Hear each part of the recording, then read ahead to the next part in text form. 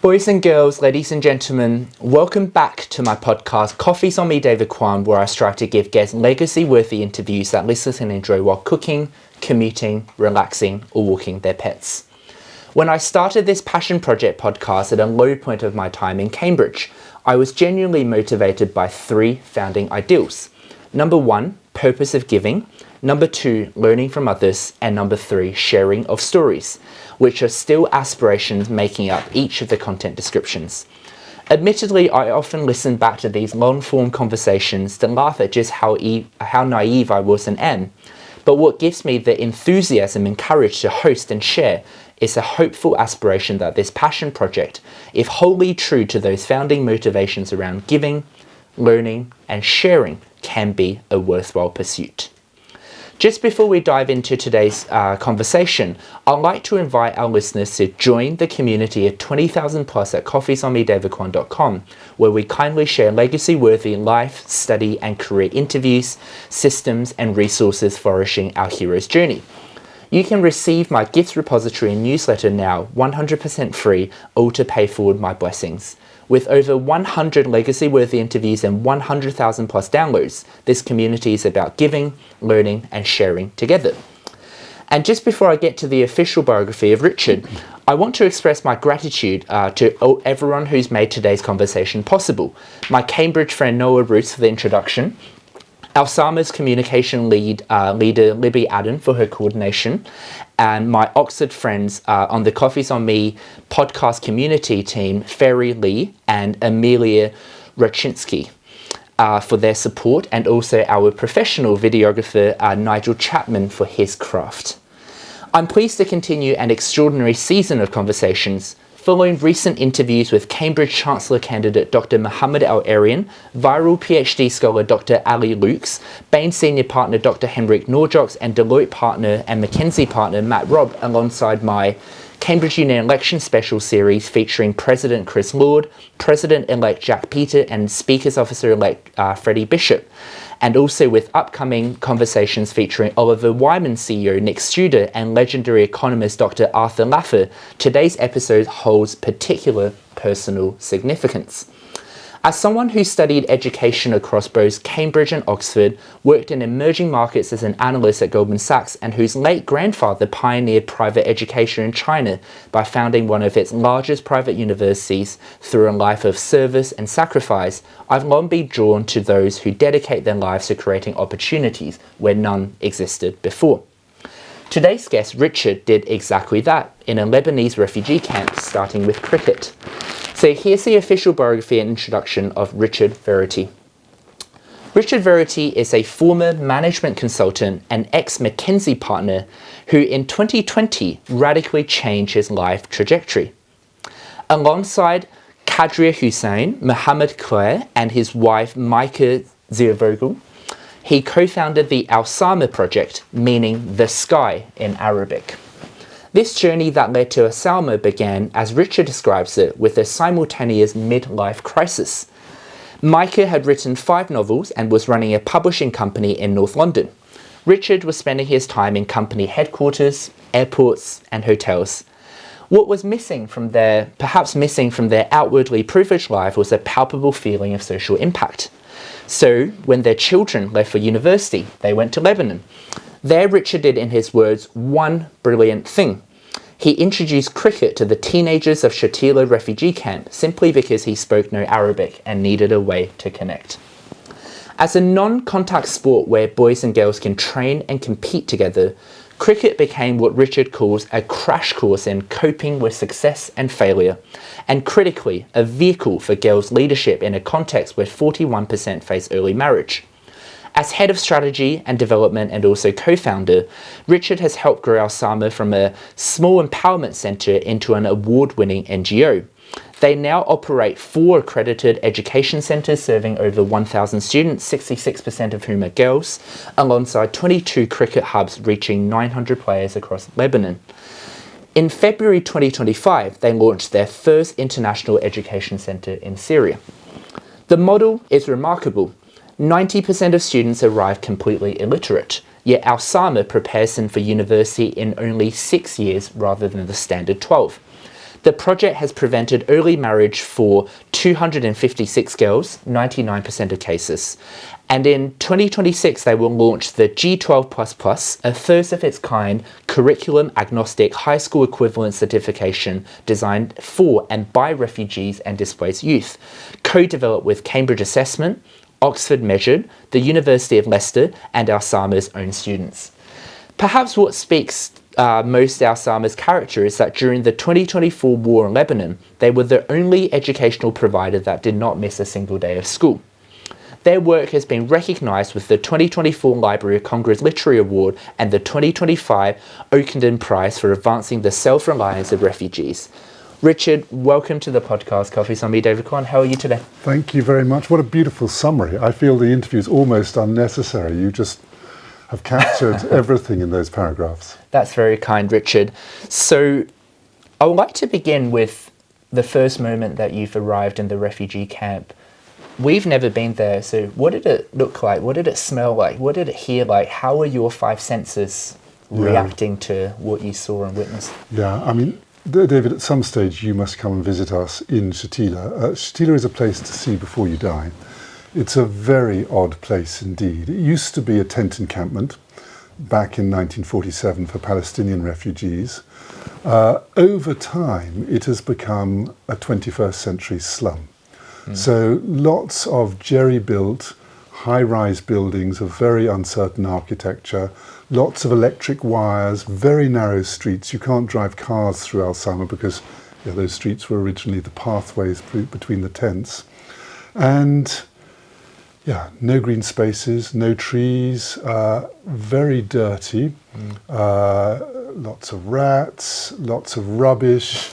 But I think what people notice mostly when they arrive the first few minutes of Alsama is that this is a highly political place. So there are a lot of flags that you can see, a lot of posters on the wall. Did you understand the political nature when you got there? Yes, you do. I mean, not least because the British Embassy and the American Embassy and most embassies say you shouldn't go there in the first place. So you know already that you're going into a red zone. It's been a red zone ever since it existed. It's in terms of a legal perspective, a strange place because it's not a given that the government of Lebanon actually governs that refugee camp. It is governed by a set of factions whose names we will not mention on this podcast, but most of whom are declared terrorists in one Western state or another, and therefore embassies tell you that they can't guarantee your safety there. So that's, if you were to come, you would, I think, have a moment of culture shock and you wouldn't feel necessarily terribly secure. But if you were to come, you would also be met by the best security guards in the business, which are in fact a little cluster of 15-year-old Alsama students who would stand outside the camp and usher you in. And then your impression of the camp might change a little because everyone would know exactly why you're there. You're a visitor to Alsama, and Alsama is welcomed by the camp, and the proof of that is that we have two schools in Shatila, two schools in Bourg-en-Bragne, maybe 1,000, give or take, students all told, maybe a little less. But we have a waiting list of 2,700, so many more people on the waiting list than in the school. Evidence that the camp has accepted us. And more anecdotal evidence comes as you walk down the street. The shopkeepers will smile at you. You'll be just welcomed. Yeah? So you actually felt safe when you were there, or when you are there now? So you would feel safe when you come to visit. When I originally went there, I always went with a reason, and I always went usually with a Syrian, and so I always felt safe. I don't know how I'd feel if I just wandered in.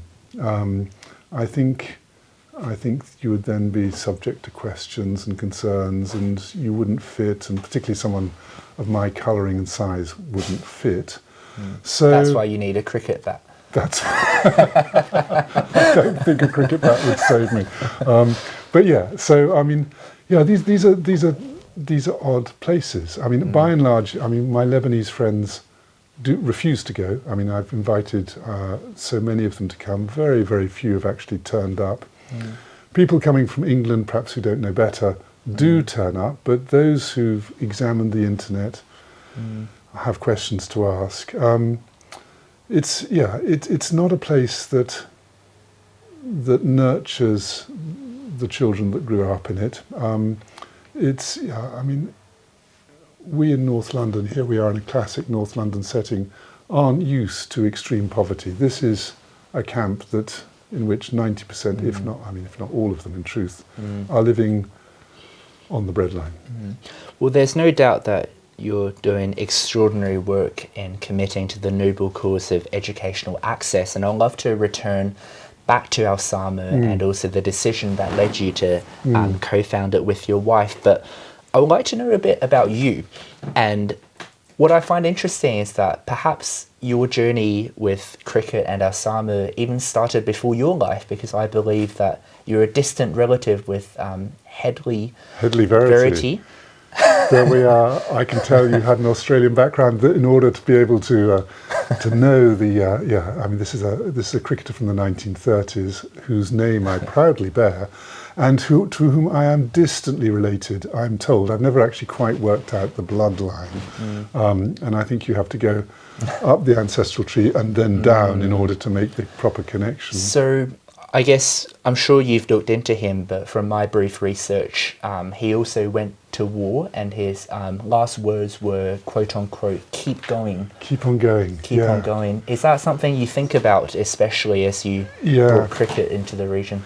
Well, it's certainly so. I mean, I am a huge fan of Hedley Verity. I mean, firstly, he was an extraordinary spin bowler, particularly effective against Australia, but and there are a few black and white, I mean, shimmery, flaky videos that you can see on YouTube of him.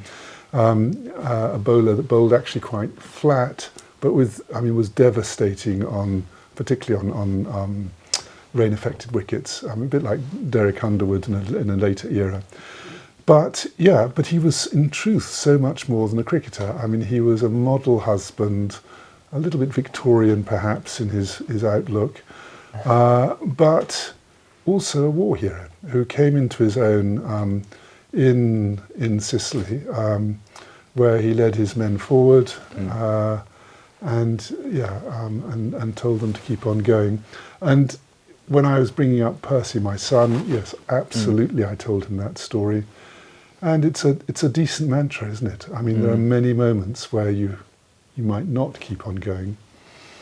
Keeping on going is usually the right thing. So when did you start playing cricket?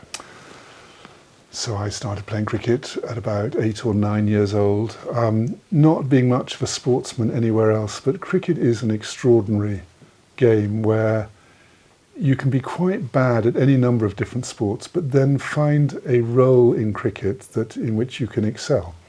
So as a 9 or 10-year-old, I excelled as a bowler, not as a batsman. And so I learned the bowling action. I could bowl with a certain rhythm. And spin. It wasn't leg, sadly. Sadly, I was a medium. In fact, what I wanted to be was Dennis Lillee. I mean, my model of cricketing greatness at that stage was an Australian fast bowler. And I copied his action, and I had everything that was Dennis Lillee except his pace. And that really rather marked me out and also ran as a cricketer. I mean, I was never going to be, however hard I tried, good enough to go beyond club cricket. I study education across Cambridge and Oxford, and as I mentioned, my late grandfather did pivotal work pioneering private education and founding one of the largest private universities in China. Something I had made an impression on me is how much he would reflect upon his childhood, both the good and the bad, which informs how he governs and how he inspires and how he leads. So I was just wondering, before we get to how you currently run Alsama, what kind of educational experience did you have, and what was your home life like? So that's a really good question, David. And I now have to consider how truthful and honest I'm going to be in my answer. So I went to arguably one of the best schools on the planet, Radley College.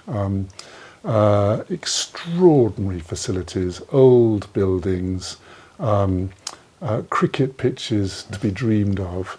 And I was miserably unhappy for my 4 years at Radley.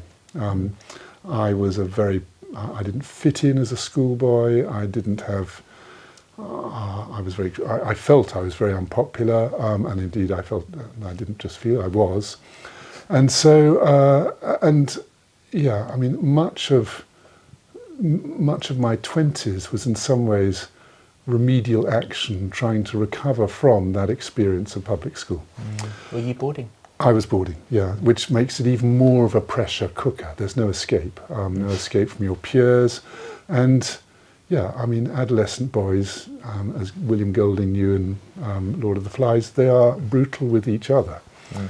So, and I should be careful now because Radley is now also a supporter of Alsama, and indeed we are their chosen charity for this year. Your interview with them was brilliant. Thank you so much. Well, so there is 40 years on, I need to make a much more nuanced assessment of what Radley gave me, because while I was really unhappy there, I was also educated beautifully. I mean, to the point that I was able to get to Cambridge, to the point that I played cricket as well as I possibly could, to the point where I had a variety of both sports and cultural interests for which I'm still extremely grateful.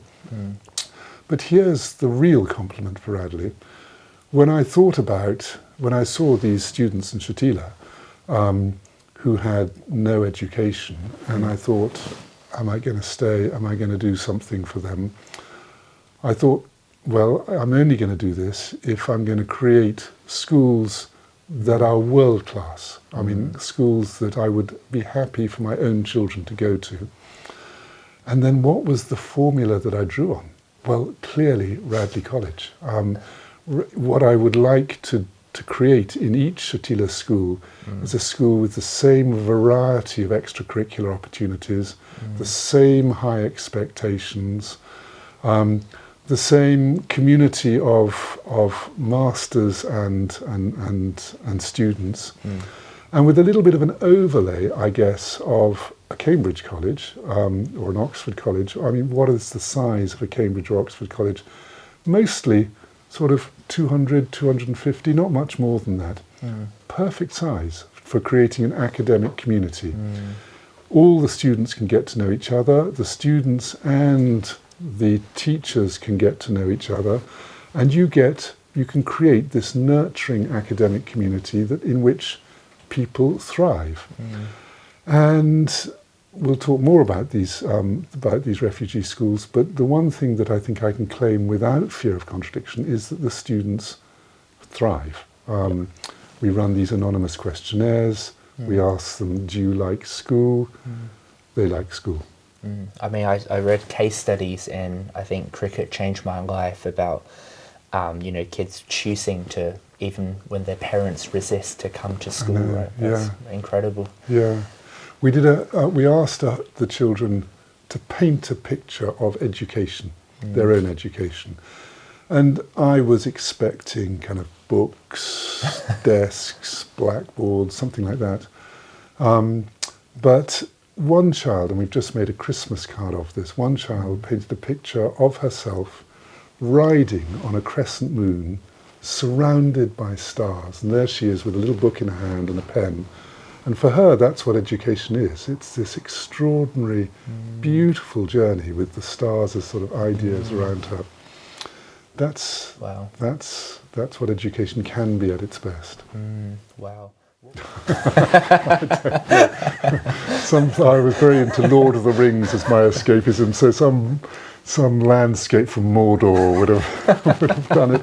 But as I say, I must be very careful not to be overly critical of a school which I'm told has dramatically changed as well in the time since I was there. Because, I mean, I may have been unhappy and I may also have been not a terribly well-adjusted or well-adapted schoolboy. In any case, you still made it to Cambridge, so at least academically you did. So academically they did me beautifully, and they left behind a whole set of values which I always thought I was going to resist to the end of my life. But this, for example, the excellence, if you're going to do something that's going to be excellent, that is pure Alsama now. I mean, we don't do anything that we can't make excellent in some way or another. So when you got to Cambridge, how did you envision the life ahead for you? Like, did you know that you wanted to, maybe do a master's at London Business School one day? Did you know that you wanted to go into consulting? Like, what were you thinking? So I mean, my life got considerably better. I mean, the moment I started tertiary education, I mean, I found I was released. I had friends for the first time in a while. It was all better. I mean, I think if I met my 18-year-old self, what would I say to him? What I would recognise in him? He was a bit. I mean, another thing that I'd been given in school was a love of poetry. So I was writing poetry, very thoughtful about, and possibly even aspiring to be a writer, more than aspiring to be a cricketer at that stage. And I mean, you can see my life as, in essence, a series of, successes from one perspective, but failures from another. So I turned out not to be quite good enough as a cricketer to make it as a cricketer. I turned out to be not quite good enough as a writer to make it as a writer. I then thought I might be an academic. Well, I wasn't good enough at that either. So my first 5 years out of school were a series of, different universities. I went to the University of Colorado. I went and taught in the University of Ankara in Turkey, my first experience, or a deep experience of the Middle East, not perhaps the first. And then plunged into unemployment at the age of 25, having exhausted pretty much all my options. I had not succeeded in any of the things that I particularly wanted to do. And I was living in my grandmother's flat in Battersea, wholly unemployed, and just slightly too proud to sign on, but quite poor with it. And from that moment, I then built what my parents happily called a money-earning career. I mean, it was indeed a career. It had steps in it. It went somewhere. So I thought I might be a journalist. That didn't work. But curiously, and still I can't explain how this happened, my application to a big multinational oil company, Shell, actually worked. Despite the fact that in the interview that I did with them, when they did me challenged me with a case study, I didn't know, being an English literature student, how many zeros there were in a million. And so I found it quite hard to complete the case study with any kind of... I won't ask you that, don't worry. Yeah, right. I know now. I know. I can tell you. Don't hold back. So I joined Shell, and my life began to take a very different direction. So at that point, you were in what your parents would call, as you said, a money-making business. Yeah. How much was money-making important to you at that time, especially after experiencing the weight of unemployment? It was important. I mean, I was in my mid-20s. I felt that I was failing in life, and that time was running out, and that I needed to do something which would allow me to sustain myself. And so Shell was the first step on that path. And the second step on that path was business school, which was a very important kind of sort of almost healing moment. I mean, I felt in some ways when I joined Shell, and I spent 5 very interesting years there, that I was nonetheless at some level or other betraying myself by doing that, that this wasn't a profession that I'd ever set out to do. What business school did was to make the bridge between the business life and my previous academic life. And I suddenly realized, for example, how important narratives were in business. And of course, I understood narratives. In fact, narrative is just another word for strategy. And so I then quickly realized that, yeah, I could probably create business strategies. And that there was a whole industry designed to do just that, the management consulting industry. So I then moved into management consulting after London Business School and found a profession that was, my goodness, grueling, difficult, up or out, 25 years worth of evaluations in which you didn't know whether you were going to survive or not, where you learnt customer focus to a large degree, where you learnt humility a lot because you're always working with cleverer people than yourself, and you learnt to work hard. I mean, really hard, and travel hard as well. So, but it was actually, I was so lucky. It was the profession for me, a profession where I could learn, a profession where I could earn, and a profession where, for most of the time, not at the very end, but most of the time where I could actually hold my own. It's great that you mention about narratives and strategy and frameworks. And I had a look at Alsama's yearbooks, for example, the different poetry that were published, the different things that came out. I guess given your English literature background and your life experience now, do you see any literary frameworks? For example, I really like The Hero's Journey, how someone ventures beyond their world and meets a mentor, and then they one day return to their world as a transformed person. Obviously, those are templates and formats, but do you think that there are any that you particularly resonate with or you find comfort or inspiration in as you navigate life? Wow, that's a profound question. I've always been fascinated by failure, and what failure, the gift of failure, what it gives you. And there are literary formats, tragedy, for example, in which the failure is the success. So I guess at various moments in my life, I have been able to cope with failure, partly with Richard Verity whispering, keep on going, but partly also with this idea that, that there is, as Bob Dylan said, no success like failure. And it's certainly been true that all my significant changes have been built on top of significant failures. So I would not have become a partner in McKinsey if I had not experienced unemployment, the failure of different professional aspirations. I would not have experienced what I'm now currently experiencing, which is the building of these beautiful schools, if I had not ultimately failed as a management consultant too. So each big change moment of my life has been triggered by something that has not been desired, that has not been expected, that has enforced humility. And each of those moments has brought me into a place that is absolutely, incontrovertibly better. And I guess after one of these big failures, what have you found to be healthy coping mechanisms or ways to deal with it that perhaps you now advise the students at Alsama? Obviously everyone's context is different, but how do you think there are a set of things that we all need to do?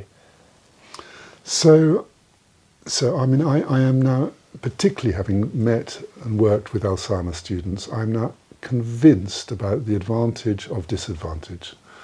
So Alsama students have everything against them, absolutely everything. They've grown up under ISIS, a traumatic experience, particularly for the girls.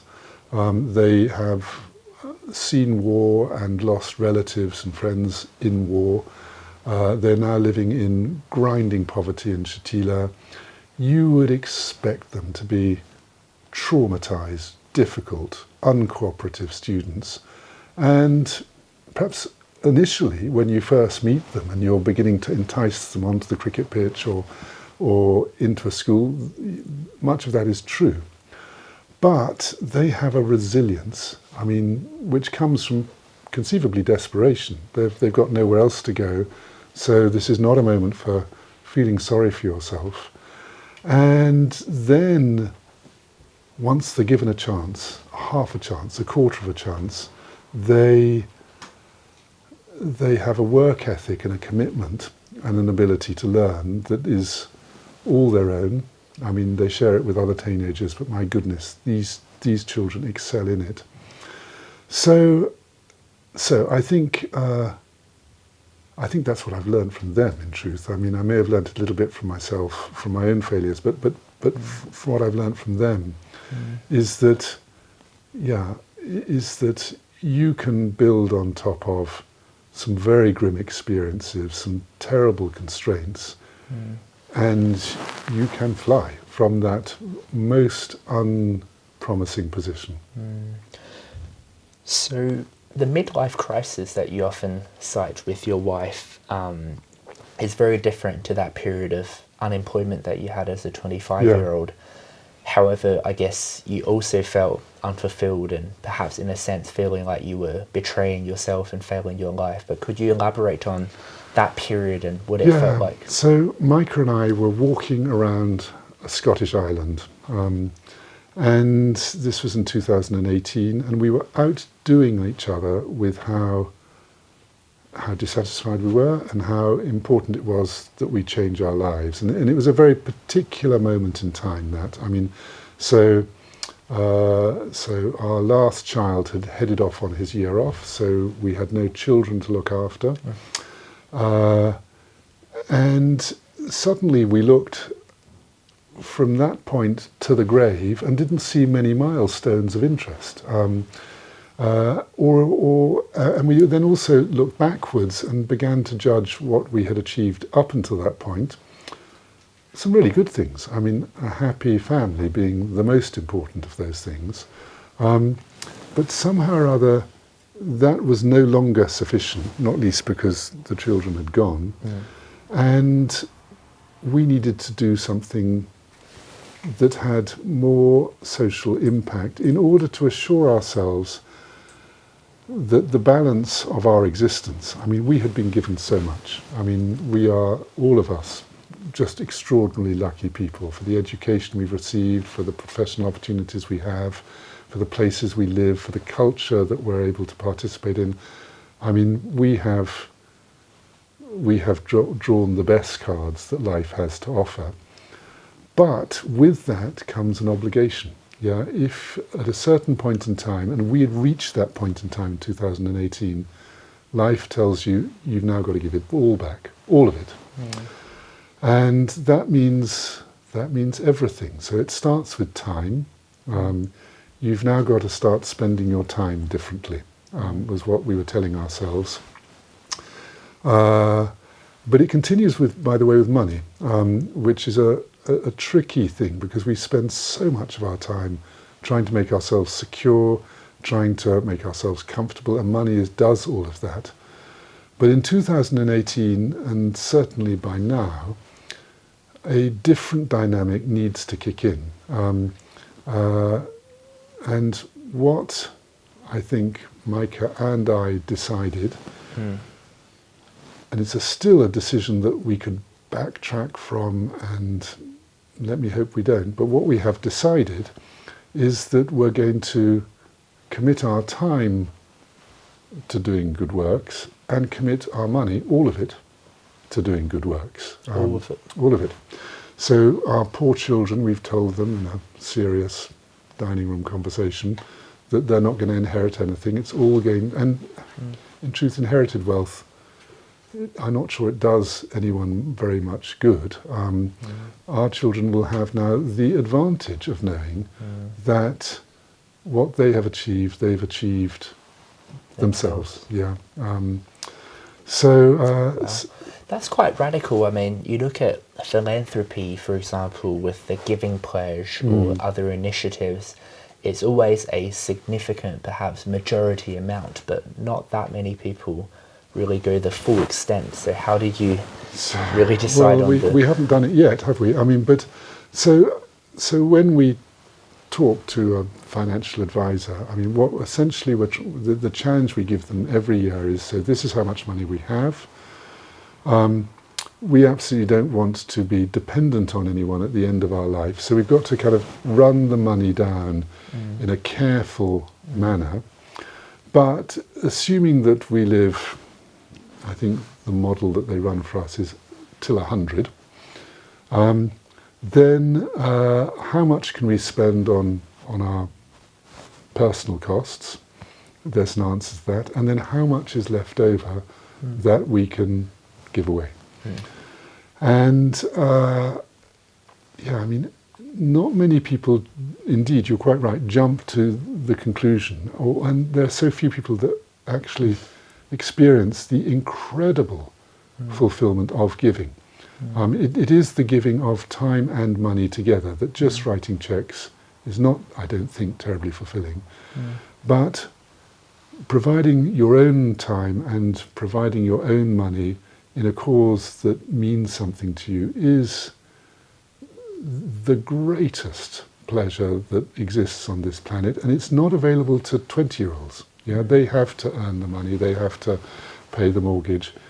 It suddenly becomes available, not for everyone. I mean, I'm conscious of my own good fortune. It's round about the mid-50s. You get, when you still have your health, you get that choice. And you can either take it or you can carry on in the pre-existing journey, which is still more money earning, spending it on yourself. It also coincides with the largest wealth transfer that we're about to have in history. I believe 48 trillion, if not 78 trillion, I can't remember the exact amount, will be transferred over the next 30 years. And I guess the key question is that, you know, this generation has earned the money, and with any kind of inheritance, you know, how will the next generation be equipped to actually manage and utilize the resource? So I was wondering if you could elaborate a bit more on how your intentionality with your legacy and your wealth in the long term, what kind of structures or mechanisms do you have in place to facilitate this giving so that it's effective and meaningful and sustainable? Like, do you set up a trust? Do you do a will? How do you? So we don't have a trust, but we do have. I mean, Alsama is as good as a trust in some ways. I mean, it's. I mean, you get. Charity. It's a charity. That's you get. Yeah, I mean, there's no tax, or there's only positive tax implications from giving.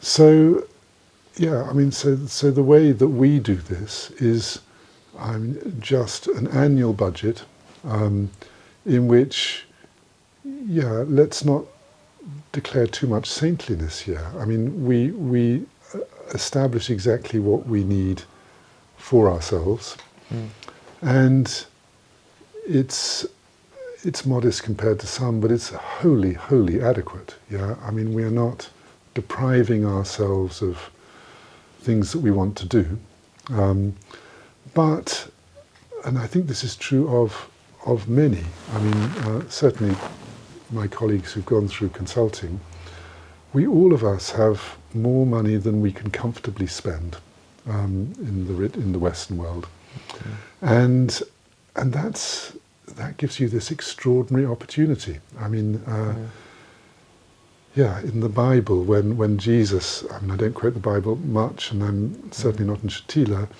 but I mean, he very often comes with a quote that stings you. I mean, so the young man... much is expected, much will be...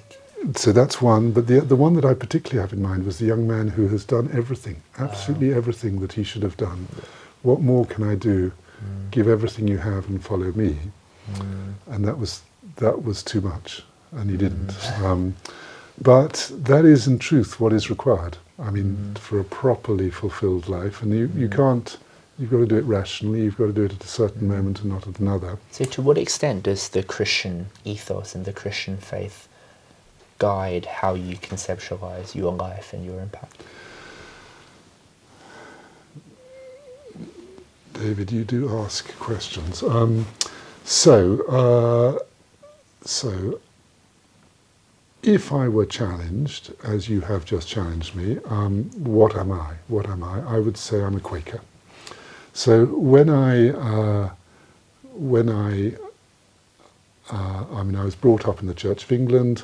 When I went to America, I was introduced to Quakerism. Do you know much about Quakerism? It's Admittedly not. Well, it's limited. So it was a kind of so it started in the 17th century, about the time of the Civil War. It's essentially Christian in its basis, but a Quaker meeting is where a group of people gather together in silence, and maybe that's it. Yeah. Now, maybe that's not it. A Quaker meeting might then have someone stand up and say a word or two about something and then sit down.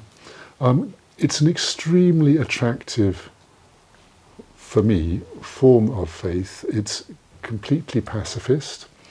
It was feminist at a time when feminism barely existed at all, because Quakers believed that the light of God is in all people.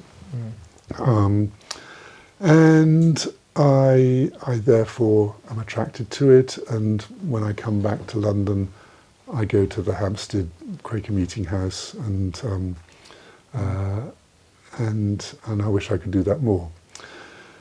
Having said all of that, if you were to ask me about some of the fundamentals of Christianity, I would find myself really stuck to say that yes, I believe them. I'm guided by Christian thought much more than fully believing. I mean, even things like the Trinity, I find really hard to believe. So let me not go deeply into it. I also I'm now working in a place where religion has done good but also harm. So I'm very careful about, any religion that declares itself to be exclusive. My way is the only way. I find that an extremely difficult and frictionful point of view. So, and I'm also a huge respecter of other religions. Be it Jewish or be it Islamic, those being the two that I'm surrounded by in the Middle East. I think one would be very unwise to be anything but hugely respectful of them. There, I'm almost reaching the limit of what I can say about religion, but... So I guess as you and Micah navigate the big decision of, leaving your corporate job, for Micah, she has a publishing career, an entrepreneurial career as well. I think theoretically it makes sense that if you're comfortable, then you're not depriving yourself. But there is a reason why people struggle to give, and there is a reason why most people don't choose to give to the extent that you guys have chosen.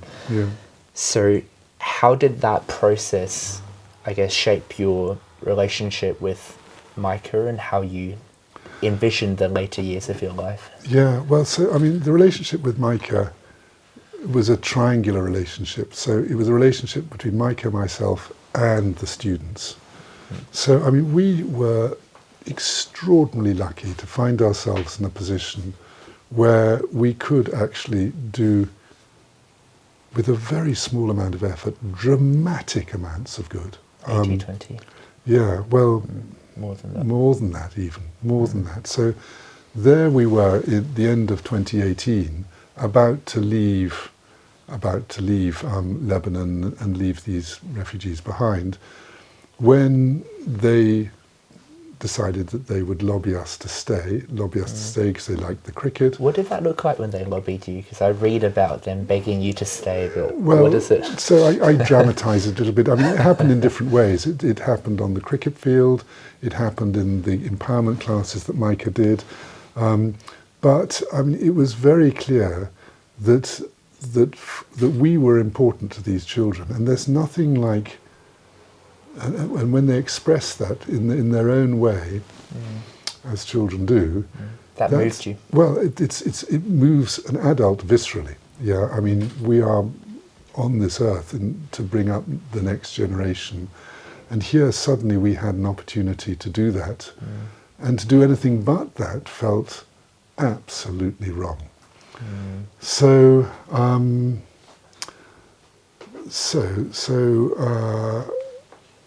Which I know you've mentioned everyone who visits the camp cannot leave unchanged, right?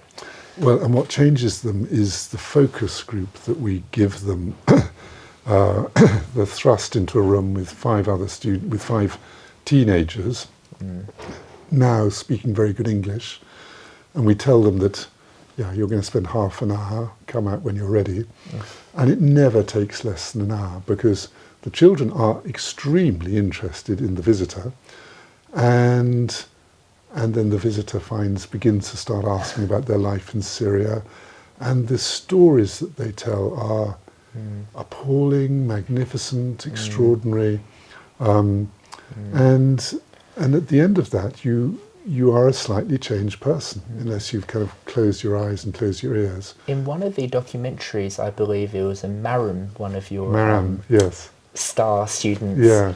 I might get the quote slightly off, but I believe that she says something like, once she learned how to speak and write English, she started to think, well, who am I? What can I do? Yeah. Like it almost opened her eyes and horizons about what life could be. Yeah. Did you find the same way in terms of navigating an environment of different languages, different faith, different just the social structure, in that it also opened my what life, you thought it could be? No, very good point. So, I mean, there is no condescension in Alsama. What I get from Alsama, what I give to Alsama, I get back every last part of it.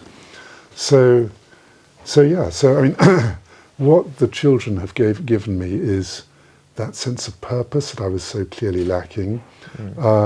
What they've given me is, I mean, some kind of fulfillment that comes from seeing a group of children, highly deserving children, beginning to flourish, beginning to make progress in their lives. And they're not crass. They don't thank you. They don't come up and thank you, but they know.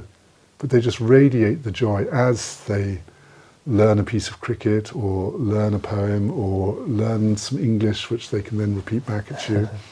And that joy is just wholly infectious. And I mean, I did not expect, and nor was I qualified, to be an educationalist, needing to speak Arabic, a language that, I mean, I had not even contemplated learning until my mid-50s, and boy, one of the hardest languages in the world to learn. So many things didn't really connect, and yet there were 1 or 2 things that did, that trumped all the others. Just before we get deeper into the Alsama model and what you guys have built, I still want to understand a bit more about, I guess, who you are and your experiences, because that does, I think, will help to humanize a lot of the decisions that have been made about Alsama. I guess for you to achieve what you have achieved with Alsama in your career, Micah would have played a very big role. What was it like, I guess, what do you learn, what have you learned from her, and how do you think, if you were to give a tribute to Micah, given that hopefully this recording will be what I call a legacy-worthy one, Yes. how has Micah shaped and positively influenced you at all of the major inflection points? So, I mean, how many other... Life partners. Yeah, well, indeed. I mean, a 30-year marriage and counting. So Micah has extraordinary qualities. I mean, first and foremost, she wanted what I wanted, I mean, and at the same time. So she too clearly was wanting that sense of purpose, and she's brave. I mean, she was. There would have been many who would have not abandoned the North London home, the publishing company that she had set up, and would also have not have seen the attraction of going to work in the depths of Shatila. But she's made of different stuff, and she did see all of that, just as I saw all of that. So we were wholly united in our excitement about this opportunity. I mean, let's be very clear. So the CEO of Alsama is Micah, and she is qualified to be the CEO. I am not. And the qualities that she brings to that role include, firstly, amazing linguistic abilities. So, I mean, there are very few people that speak Arabic fluently. She speaks Arabic fluently. When did she learn it? She learnt it at university, but she's always been maddeningly good at language in the ways that I've been maddeningly slow at learning language. So she speaks, obviously, German, English. When we went to France, everyone thought that she could speak French better than me, even though I had spent a lot longer learning French, but she just picked up the right words and phrases and spoke fast, and yeah, I mean, she acquires fluency much more easily than I do. So she has this linguistic capability. She's as hard working as her students, so I mean, she sets them an example, they set her an example back. She is one of those rare CEOs that, and particularly rare amongst male CEOs, perhaps less rare amongst female CEOs, who manage without ego. So, I mean, she's very often self-doubting rather than self-glorifying. So, but that's often a better basis for good management than self-glorifying. You're going to listen to people better, you're going to be, you're going to give others space, you're going to make better decisions. So I think she's been a very good CEO. But more than that, I mean, again, let me come back to courage. I mean, she had her moment, which we all remember, when the bombs began to fall in October and November of last year, and all the INGOs just left. Next plane out of Beirut. All the state schools just closed, the day after. Gone. No more schooling there.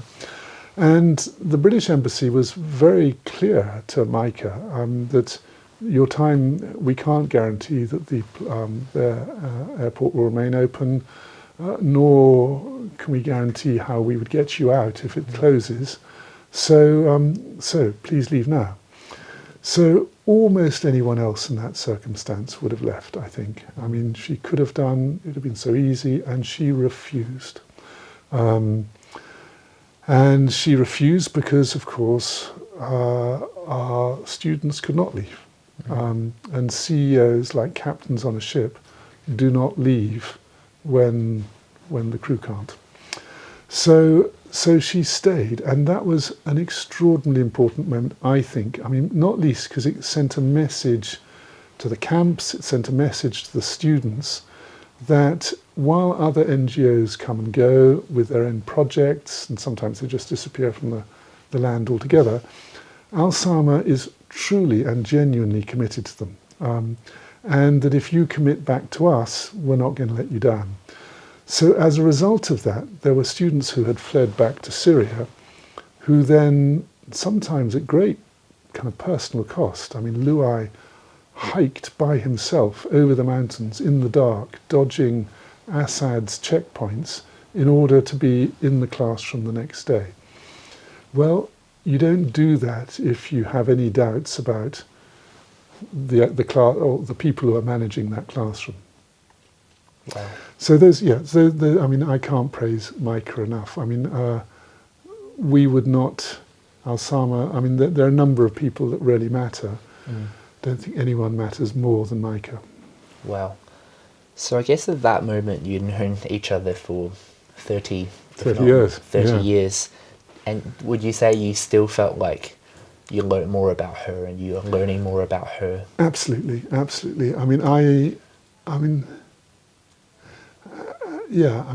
We are all changed by this experience. There was nothing in her previous life that suggested, leadership of lots of people in a foreign place, that suggested courage when bombs were falling, that suggested, suggested vision, because there are many different ways Alsama might have grown. She has a particular vision based very narrowly on schools, not on other things that we might have done, and she was right to enforce that focus.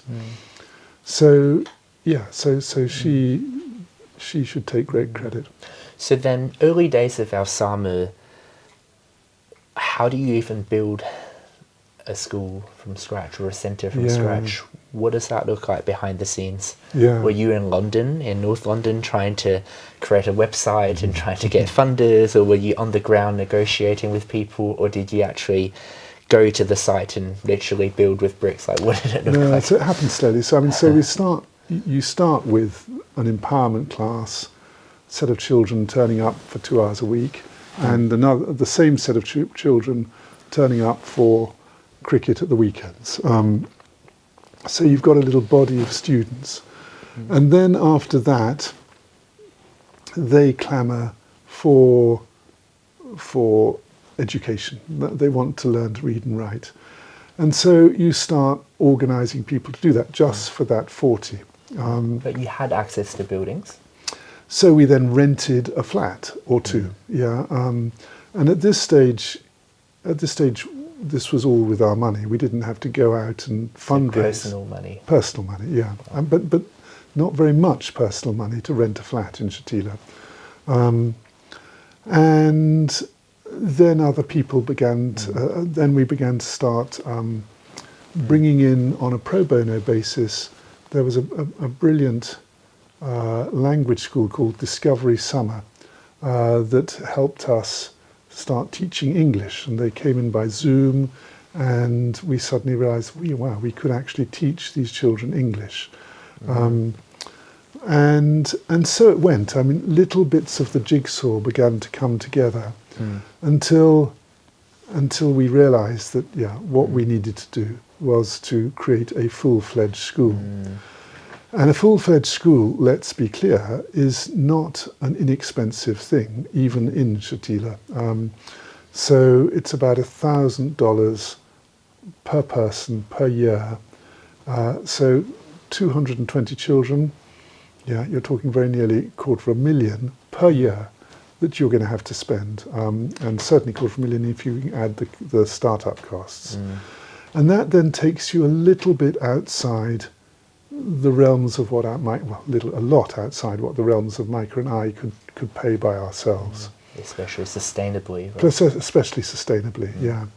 So then we had to, and this is all part of the entertainment of Alsama. We then had to team with others.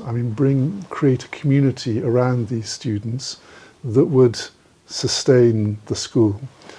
And who were they? Well, my poor McKinsey partners who thought they'd seen the back of me, well, they hadn't. I came back and said, and still worse, the poor McKinsey clients, they really thought they'd seen the back of me and found that they hadn't. So they became the core donors. And then we also began to network, sometimes very unsuccessfully.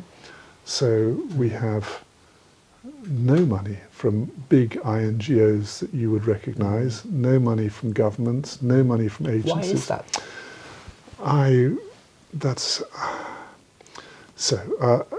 There are blessings that come from that, particularly this year when much of that money The advantage of disadvantage. The advantage of disadvantage. The advantage of not having money that then is suddenly disappears at a crucial moment. So I think, why is that? I mean, I think that Alsama particularly appeals to a certain type of very successful professional person, male or female is sometimes better, so entrepreneurs who see in Alsama an organisation they recognise. They like the rigour, they like the excellence, they like the aspiration, they like the interest in process, and they very much like the impact. So those are the people that we do well with. And the only issue with them is that it's like consulting. I mean, to get a consulting project, you have to have 6 meetings. To get substantial engagement from one of these people, you need 6 meetings, and that takes the time it takes. It means that you can't grow exponentially. In fact, growing at 1 school a year, which is what we're doing, is already quite an achievement. So that's who we do well with. We don't do well with INGOs. We don't speak their language particularly well. I don't necessarily have good contacts at the right levels of those INGOs. We are also slightly buccaneering. So INGOs don't expect you to create your own curriculum. INGOs don't expect you to then certify your schools in your particular way. So they might feel a little bit uncomfortable with that.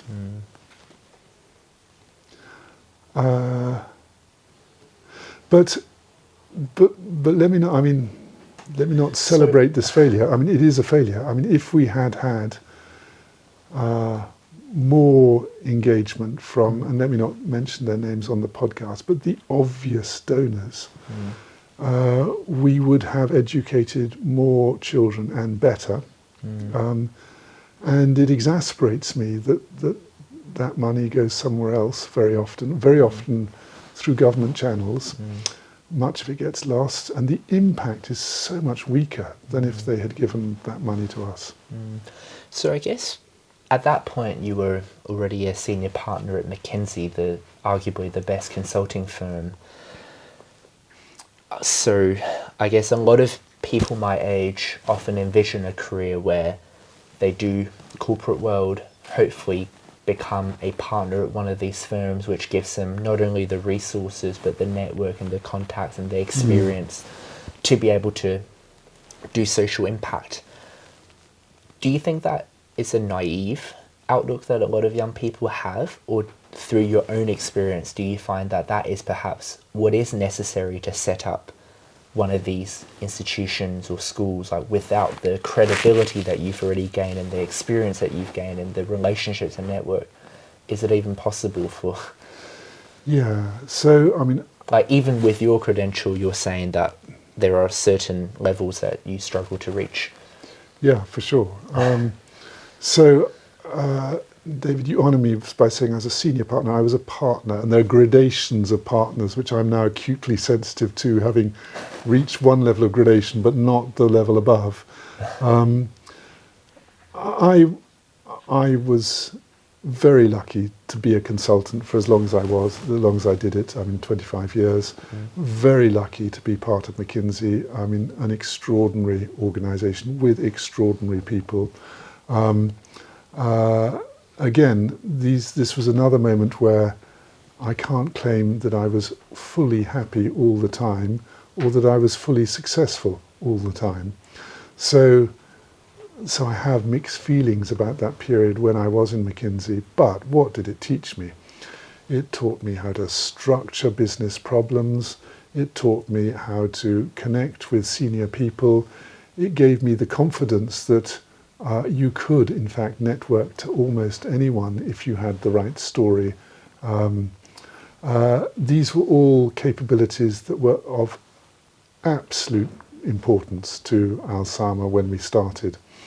And yeah, I'm still using them now. I'm still using the McKinsey network now, I mean, both inside the firm but also outside the firm, these are trump cards. Now, if I hadn't had that, could we have been as successful? It would have been much harder. It would have been much harder. It would have been much harder. I'm sure someone else could have done it, but they would have needed to, create a network which then sustained them, and they would either have been in a good position to do that or not. So, with Alsama, then the model, 90% arrive illiterate. The traditional 12 years is compressed to 6 years. Yeah. The curriculum includes Arabic, English, math, IT, yoga, awareness. Yes, we are one of the very few institutions in the world that actually have measure yoga and have exams for yoga. And what I also love is how it's not just top down, it's designed with the students' input. I think you may have mentioned they were the 5th co-founder. I think I may have read that. There we somewhere. are, yes. And that is so true. I mean, so there are 4 co-founders, Mohammed Khair, Micah and myself. The 5th co-founder is in fact those 40 students who, lobbied for more. I mean, this is not imposed from above because we thought it was a good idea. It's because they desperately wanted it and told us so. And that continues. I mean, they then were very unsatisfied with the fact that we were now giving them an education, but that we weren't giving them certificates. And so we tried to argue with them that an education has its own value and it doesn't need certification. But in their world it did, and so we then spent a lot of time trying to create the right certification for Alsama students. And so it goes. I mean, the students are not merely the students, but they become very quickly into, they play roles, not just kind of prefect roles, but they play roles in Alsama for which they are sometimes paid. So all our cricket coaches are students. I mean, the people who do our comms are students. The people who help now with our English. So they learn by doing, they're really involved in every facet of life. That's right, that's right. And they feel, and they have, they understand the institution and have the same, the same standards as the institution. So they are excellent. Better to hire one of them than to recruit from the outside. So do you think there were anything that you had to almost unlearn or stay away from the traditional educational understandings in order to build a model that works for them and with them? So we often had to restructure our classes to go back a level. So what we thought was the first square on the board turned out to be too difficult for them. I'll give you one example of that. So I'm teaching. My favourite thing that I'm doing in Alsama, I'm teaching poetry. I'm teaching how to analyse poetry, write essays about it, but also how to write poetry. So it's the kind of exam that course I was never allowed to have in my own English literature pass, but it is a beautiful course to be allowed to teach. I was teaching a Louis MacNeice poem called Sunlight on the Garden, in which there is a line that says, "We are dying, Egypt dying," which of course is not a Louis MacNeice line. It's a quote. And I asked them, so do you know where this quote comes from? Blank faces. Well, it comes from Shakespeare. Blank faces. They'd never heard of Shakespeare. So there I am teaching poetry. Common sense and basic, whereas they were surprised that you, Micah, and everyone else wait, you didn't know that? You didn't realise that? For sure. Well, and let's be clear where they have to tolerate us. So these are, by the time they get to 4 years of Alsama, they're bilingual children. They're speaking Arabic and English. And how many English people are speaking Arabic back at them? So what are those things that you found that they were surprised that you didn't initially know? Well, so let's start with the language. I mean, so I felt embarrassed and still feel embarrassed that I'm not as fluent in Arabic as I'd like to be. And that if I'm going to spend a long time with them, I need to at least match their English capability with my Arabic capability. So that's a first thought. What else would they be surprised about? I mean, their life experience exceeds, at the age of 16, exceeds mine by a factor of 100. I mean, so I've not seen ISIS, I've not seen war, I've not been hungry, I've not lived 14 people in one flat. I've not had to overcome the challenges that they overcome. And every now and again, I mean, they come out with a comment like, well, I can't do this homework until 1 o'clock in the morning because before then the flat is too busy. So I get up at 1 o'clock and then and only then I can do it. And that's why, teacher, that's why I'm sometimes tired in the morning. Sorry if I'm yawning in class. Yeah. Well, there we are. I mean, these are things that continuously surprise. Wow. And that's why, you know, they view school as such an extraordinary privilege, right? They've been through the hardship and they understand what that can be for them. True, all of that. So it is their rope ladder out of the ocean and up into the ship. I mean, they will build their professions based on the education they receive in Alsama. But let me also just add one other thought to that. I mean, imagine that a school does not exist, and particularly if you're a girl in Shatila, what happens to you? Well, you get stuck at home. You're not allowed out. Your parents don't want you to wander the streets. So you have not merely an extremely dull life, but an extremely lonely life. You can't create the friends which adolescents need to create in order to learn from each other. Yeah, exactly. So school is for them their place for socializing. I mean, we find it very hard sometimes to get people to leave the school, and that's not just because they like the academic subject. It's because they can chat amongst themselves. So back to the bombing. I was reading case studies of Wiesel, I believe that's his name. Wiesel packed her bag and returned solo to Beirut when her parents refused to let her go back. Yeah. So what is it like in these extreme situations where you're juggling really between many different stakeholders? You got the students who you have a right of duty of care, whether that is imprinted in law or not.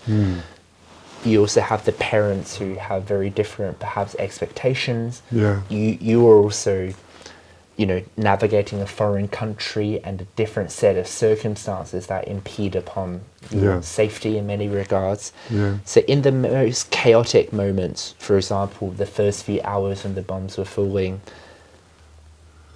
how did you even decide, how did Micah come to the courage of, I'm not leaving, we're going to keep running rather than close to school? How did you change and how did you adapt to the most challenging moments? So there are a couple of questions in there, but let me just take the first part of it, which is, so how do we manage particularly the parents? Yeah. And let's remember, we talked about there being 5 founders. We've talked about the students. We've talked a lot about myself and Micah, but there are 2 others. So Kadria and Mohammed. Kadria being this, extraordinarily charismatic, very small of stature, but charismatic Even woman. more than you? Much smaller than me, about the same size as Micah, and with similar levels of energy and commitment and intelligence, and particularly emotional intelligence. And she's Syrian. She's from the camp, as is Mohammed Khair, who's the person that works a lot with me and does the cricket with me. So these are people that are well known in the camp, and when they're dealing with the parents, they're dealing with their peers. So we have many tussles with parents. Parents who would prefer their children to go out to work or go to early marriage. Parents who would prefer their children not to play cricket, for example. And Kadria is just a master of soothing a parent, explaining why all of this works. And she's doing it, not as a Westerner talking to a Syrian, but rather a Syrian talking to Syrian. And parents are receptive to that? Generally? Very receptive. I mean, so a parent wants to marry their daughter off at 12 and take them out of school, and Kadria can say, well, I was married off at 13.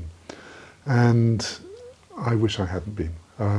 I wish I had been given the chances that now your daughter has been given. Well, that's a compelling argument, spoken by that person.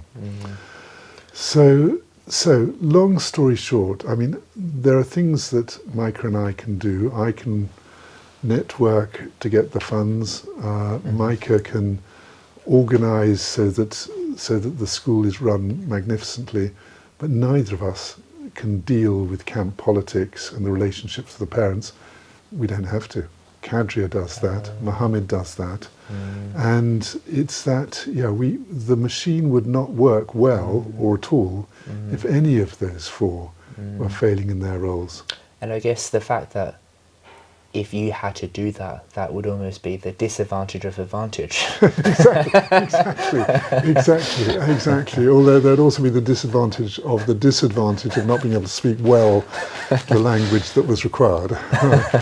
But true. I mean, I would be perceived as just different and not understanding, and they might not be wrong. I mean, and in a sense, it's not always an intellectual argument, right? It's got to be the cultural and the emotional and the social.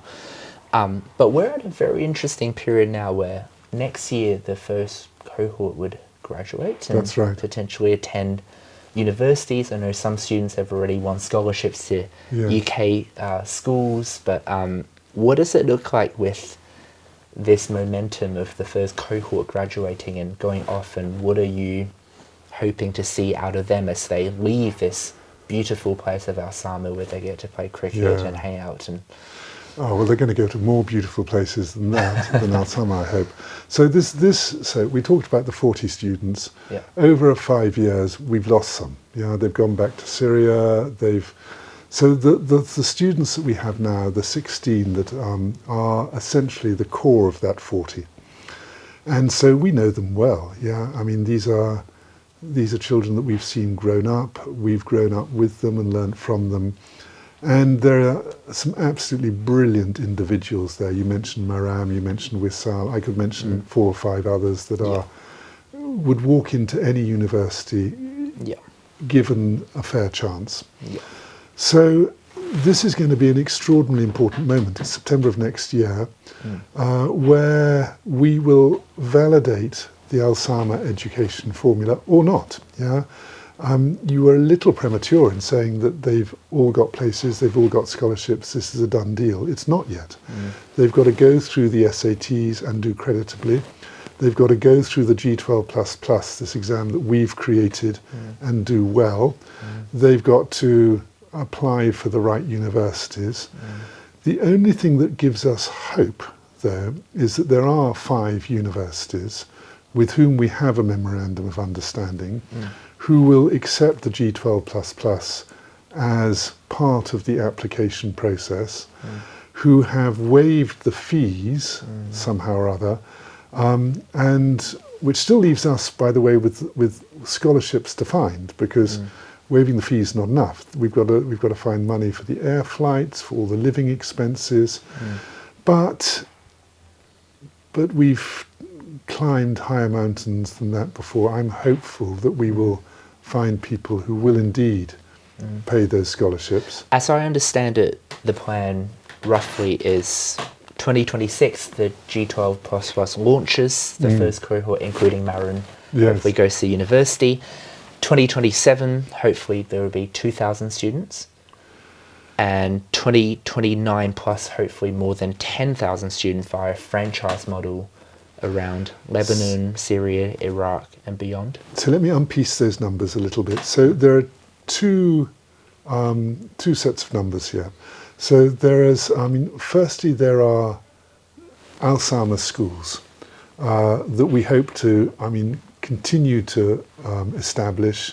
Some of those are going to be wholly owned schools, and some of those are going to be franchise schools, because we now feel confident enough with our formula that we could explain that to another organisation, and they could run an Alsama school without needing to be run by us. Yeah, and for that we are.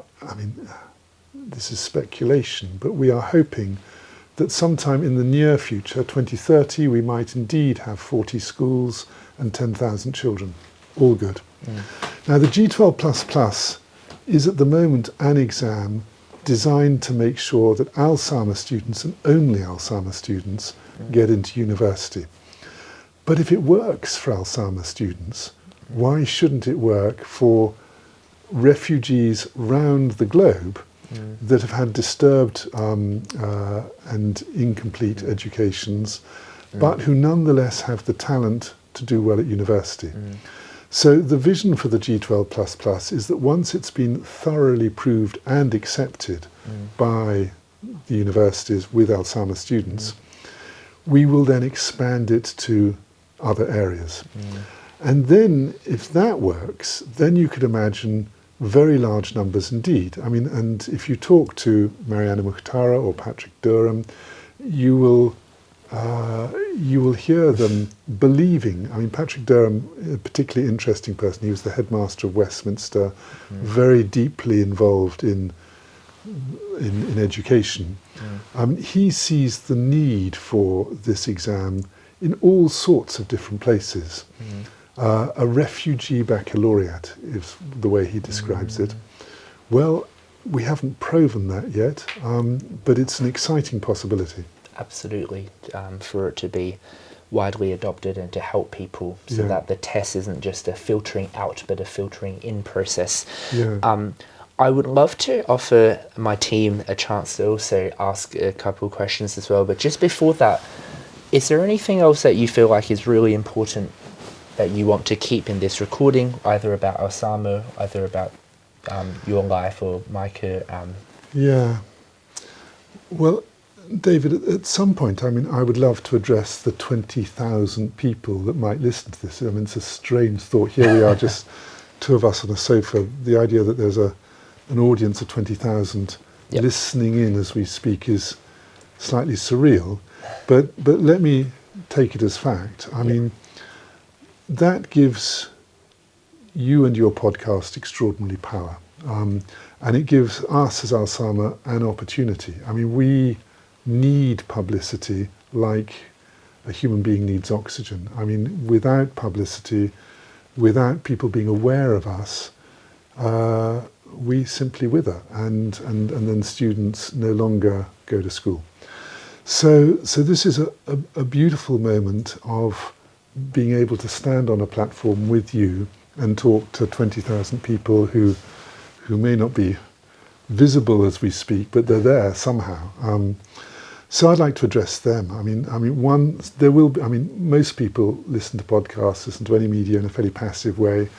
That will be true of most of the 20,000, but there'll be some in that 20,000 for whom this story resonates. And I like to just talk to them specifically. So, if this resonates, I'm very, very easy to contact. You just go to the Alsama Project website and you find emails, you contact us. If this resonates, you might think about different things you could do. You can, in the world of Zoom, you can connect with a Syrian refugee child with ease. And there's mentoring, there's teaching that could happen. If this resonates, why not come and visit? We're about 3 hours away. It's a flight from Heathrow Terminal 4, gets in on a Thursday evening. You see the school on a Friday. You come and play cricket with us on a Saturday. back by Sunday, a joyous experience, and also a revelation. Yeah, I mean, any kind of anxiety you might have had about difference, about Islam, about Syrians, about refugees, about it will all dissolve as you meet these children, as you see where they live and work, live and study. Yeah, I mean, it is also the case, I mean, just at this moment, in fact, as of today at 9 o'clock in the morning, we do something that we do very rarely. In fact, we only do it once a year, I think, which is we go out onto the internet and we match the funds that that people donate through the Big Give. So you go onto the Big Give in the internet. If this resonates, then know that that £1,000 pays for a year of education. Yeah, £600 half a year. So there'll be money that could be given that would literally transform a child's life, and we would love your listeners to think about that. And at the moment, it's particularly a strong moment because we found a way via the Big Give to match every penny that's paid.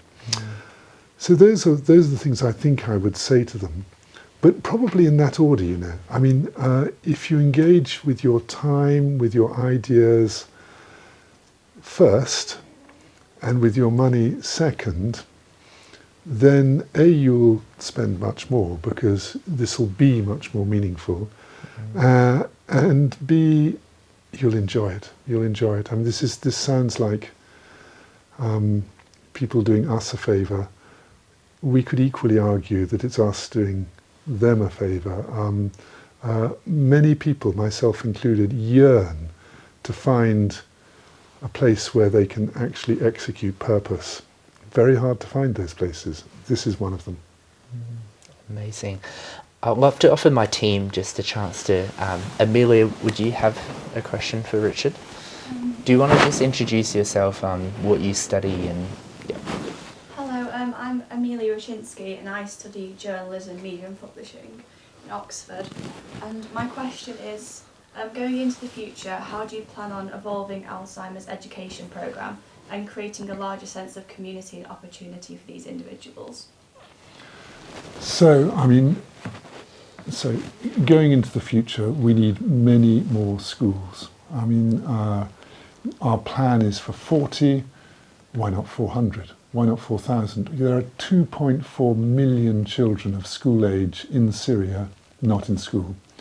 And this is going to be a disaster eventually. Because if you have that number of people desperate, illiterate, poor, they're going to learn the wrong things. It's going to be hard to create a stable society with them. And Alsama is a formula that genuinely works. So we can't afford just to be a few schools here and there. We should be trying to do something that is structurally significant in solving this problem that will cause us problems, cause the whole region difficulty eventually. So that's the first part of the future. The second part of your question about how to create communities, let's just think about communities of donors for a start. If we are to deliver that number of schools, that kind of education, we need a different donor base. I mean, we don't want to lose the donors we have, but we need far more of them and possibly of different kinds. I mean, we've talked a little bit about how absent INGOs are. It is also true that the British people living in London are disproportionately represented. But what about America? America is the home of philanthropy. We have exactly 4 donors in America as we speak. So one of my tasks for this year is to try to engage with Americans who would surely respond to this story just as anyone else would. So I think we have a real and proper task in creating a wider donor community. I'm very much looking forward to the moment when there is a wider alumni community of Alsama students, because I think that alumni community will be the community that rebuilds Syria. I think they will go into leadership roles in lots of different areas, that they will be highly influential in their communities. And yeah, all the children, who are patriotic, believe that after university or after Alsama, they want to go back to Syria and rebuild Syria. They're not curiously, may this not change, they're not interested in just self-betterment and marrying a merchant banker and going to live in New York. No, they want to go back to Syria and rebuild that country, and then create a more prosperous and, my goodness, a more peaceful Middle East. That would be a beautiful community and it might happen. Beautiful. Ferry? Yes, thank you, Mr. Richard, and I'm really deeply moved by your and your partner's dedication to this program and how Alsama Project can contribute to these refugees, to these children who have a big dream and how they can realize their dreams. So I really want to be a part to share these stories, maybe in my community, in some Chinese social media platforms, something like that. So I would be curious if you need to summarize like one sentence or two to get to this audience. What are the core values you want to express with this project, or the core founding ideas of this project? What would you say? It's very hard. A school is such a Alsama is multifaceted. An aspiration for excellence. It has an aspiration to create this community of leaders in the Middle East. You could make a tagline of any number of these, and I don't know which one would work in China best. We do actually have values, 3 values that really, really matter to the Alsama students. And in fact, when you come to Alsama, they might even ask you, what are your values? Let me tell you, our values are, and what are they? They are commitment, collaboration, and ambition. And again, this is a moment where we hit on exactly the right values. They're a very interesting balancing act. So you've got to have the ambition. If you don't want to actually do well in your own life, then you're not going to have the drive to get you through 44 weeks of school a year, which is how long our term times are. So the ambition must be there, and it's critical for the girls to have it, critical for the boys to have it. But if you don't also have cooperation, then you get a very competitive kind of society and not a particularly nice place to work. And so the cooperation is extraordinarily important, and they're very good at it as well. At this level of society, cooperating with each other, helping out your neighbour when they're in trouble, is actually something that can save lives. And so the cooperation matters. And then the final piece, which is commitment. So unless you're really prepared to put in the effort, then you can cooperate all you like, you can have all the dreams in the world, but you're not going to actually move forward. The commitment also really, really matters. And those are the 3 principles around which Alsama teaches. It teaches everything. From yoga down to I don't know, music or art. All of those 3 values remain in place. Wow. That's very wonderful, yeah. Nigel, have you got a question?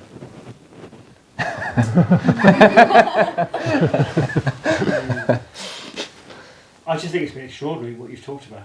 Really, Nigel? That's, Yeah, no, absolutely. So I do a lot of this. yeah. I mean, lots of heads of business, Mm. industry, sport, fashion, food, all sorts of things. But it's just amazing what you've chosen to do, what you've chosen to give other people. Well, that's very meaningful, particularly given all your reference points. Thank you. It's just, you get one life, and some people choose to not necessarily do as much for others with it. It's more about personal gain rather than Which doesn't other. ultimately satisfy, really. Yeah. Not really. Yeah. So it's been Yeah. quite amazing what you've done.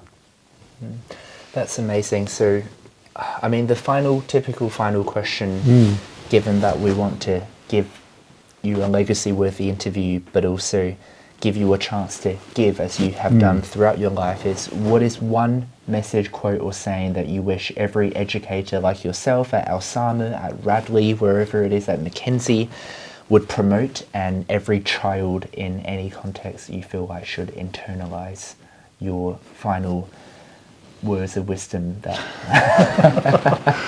I wish, David, you had prepared me for that question, because then I could have given you a good answer. So I'm going to just give you the first thing that came into my head. Now, we mentioned Bob Dylan, but I mean,